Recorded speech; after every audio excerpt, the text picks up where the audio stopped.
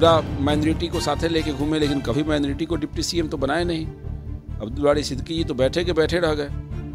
अब पद से हटे हैं तो इनको ओबीसी से लेके सब कुछ याद आ रहा है। ना आप लोगों को टेकना ही पड़ेगा तेजस्वी यादव के सामने। घुटना टेक के धरना देंगे ना, तो पहला तो घुटना वही टेक रहे हैं। भाजपा घुटना क्यों टेकेगा? उनको बंगाल का घटना याद नहीं आ रहा है, जो महिला चिकित्सक के साथ घटना घटा। ये रोहिणी आचार्य जी को ध्यान में नहीं आ सकता है। नमस्कार, आप देख रहे हैं कलम इंडिया न्यूज और मैं हूं आपके साथ दिव्या पांडे। तेजस्वी जी की मंशा कभी पूरी होने वाली नहीं है। वो बिहार के दलित, महादलित, ओबीसी के लोगों को गुमराह करना चाहते हैं। जब 15 साल राबड़ी जी, लालू जी को सत्ता मिला, जब ये स्वयं 2-2 बार डिप्टी सीएम रहे, तब तो इनको इसकी चिंता नहीं थी। तब तो इन्होंने इस प्रकार के किसी योजना को कार्य रूप नहीं दिया। अब पद से हटे हैं तो इनको ओबीसी से लेके सब कुछ याद आ रहा है। तो बिहार की जनता, बिहार के नौजवान, बिहार के बेरोजगार, बिहार के शिक्षित, सभी वर्ग के लोग समझदार हैं। इनको कभी बिहार दोबारा इनके हाथों में नहीं जा सकता है। कह रहे हैं कि अब उनको चुनौती दी है, कह रहे हैं कि घुटना आप लोगों को टेकना ही पड़ेगा तेजस्वी यादव के सामने।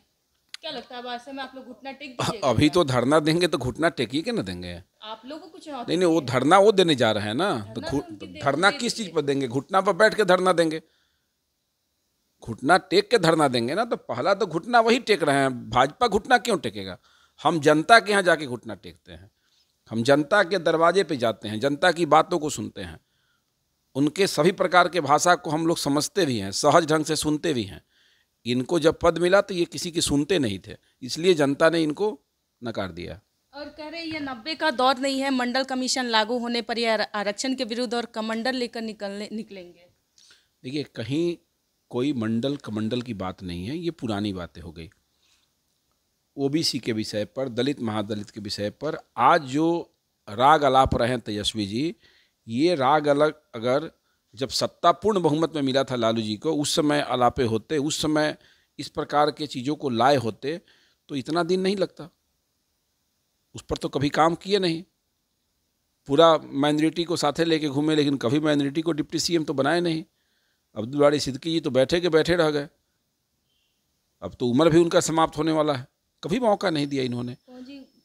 रोहिणी आचार्य ने भी ट्वीट करके कहा है कि मोदी की सरकार जो है बयानवीरों की सरकार है, अब इनसे सरकार संभल नहीं रही है। तो वीर हैं हम लोग, तो बयान किसका रहेगा?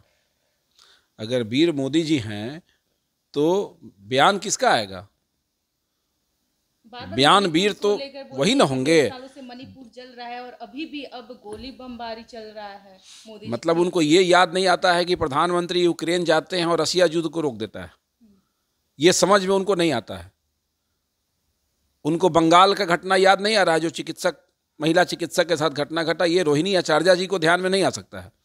इनको केवल वैसी घटना जो केंद्र के स्तर पर कोई घटना घटा हो, या फिर भाजपा शासित राज्यों में कोई घटना घटा, उसी का राग ये अलापते हैं। घटना कहीं भी घटा है और निंदनीय है, उसकी निंदा होनी चाहिए, अपराधियों की गिरफ्तारी होनी चाहिए, लेकिन बेवजह राग अलापना भी ठीक नहीं है। हमारे देश के प्रधानमंत्री यूक्रेन जाते हैं और युद्ध रोक देता है रसिया। आखिर हमारे हिंदुस्तान का वजन कितना बढ़ा? हमारे प्रधानमंत्री कितने नीडर हैं कि जहां युद्ध चल रहा है उस जगह पे गए और उन्होंने अमिट छाप छोड़ के यूक्रेन से आया। जहां भी जिस देश में गए छाप, इससे इनको क्या मतलब है? इनको देश की राजनीति नहीं करते हैं। ये केवल जात पात, धर्म और मजहब के नाम पर लोगों को लड़ा के ये वोट लेने का डर पैदा करके अकलियत में अकलियत का वोट ठगते हैं। ओबीसी के लोगों को अगली जाति के लोगों से लड़ा के, दलित को महादलित से लड़ा के, यही काम ये करते हैं। तो आपने सुना है कि नेता प्रतिपक्ष तेजस्वी यादव को लेकर और साथ ही साथ रोहिणी आचार्य को लेकर पवन जायसवाल जी का क्या कुछ कहना था। अब अगर वीडियो देख रहे हैं तो वीडियो के माध्यम से कमेंट करके आप लोग जरूर बताइएगा। फिलहाल के लिए हमारे साथ बने रहे। बहुत बहुत धन्यवाद।